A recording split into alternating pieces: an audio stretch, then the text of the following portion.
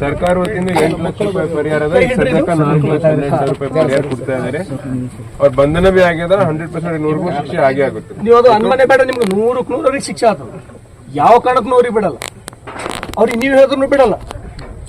ತಿಳಿತಾ? ಅಷ್ಟು ಭರವಸೆ ನಿಮ್ಗೆ ಇರ್ಲಿ.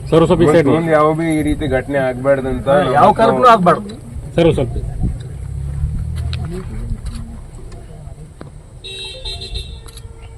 ಓಕೆ.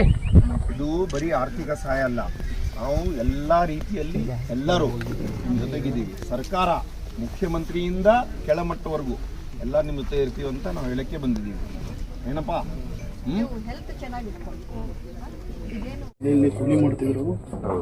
ನಾವು ಬಿ ಇವ್ರದಾರ ಇಲ್ರಿ ಪೈ ಇವ್ರದಾರ ಮಂದಿ ಉಳ್ದಿದ್ದೇವ್ರಿ, ಹಂಗ್ ಮಾಡ್ಯಾರಿ ನಮ್ಗ.